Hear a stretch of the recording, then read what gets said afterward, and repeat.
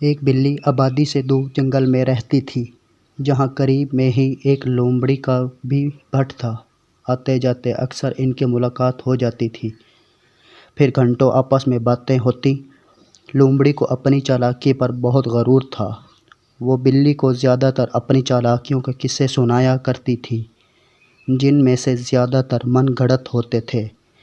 ایک دن جب وہ سورج انتہائی آب و تاب سے چمک رہا تھا اور خوب دھوپ نکلی ہوئی تھی، ایک گھنے پیڑ کے نیچے دونوں کی ملاقات ہوئی۔ خاصی دیر تک دونوں باتیں کرتی رہیں۔ لومڑی نے کہا، اے بلی، اگر دنیا میں 100 طرح کی آفتیں آ جائیں یا کوئی مجھ پر حملہ کر دے تو مجھے کوئی پرواہ نہیں۔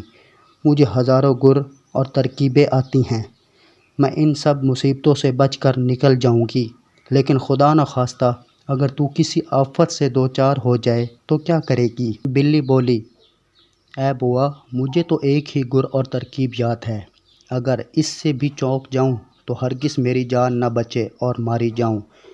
یہ سن کر لومڑی کو بلی پر بہت ترس آیا اور کہنے لگی، مجھے تیری حالت پر بہت رحم آتا ہے۔ میرا جی چاہتا ہے کہ ان ترکیبوں میں سے 3-4 تجھے بھی بتاؤں، لیکن بہن، زمانہ خراب آ گیا ہے، کسی پر بھروسہ نہیں کیا جا سکتا۔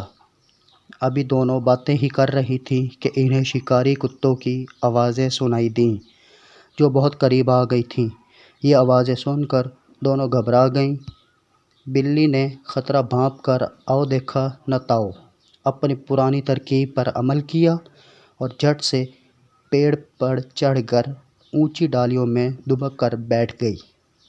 اس دوران کتے اتنے نزدیک پہنچ چکے تھے کہ بھی لومڑی اپنی کسی ترکیب پر عمل نہ کر سکی۔ ذرا سی دیر میں کتوں نے لومڑی کو دبوچ لیا اور چیر پھاڑ کر ٹکڑے کر دیے، جس سے لومڑی اپنے غرور کی وجہ سے اپنی جان گنوا بیٹھی۔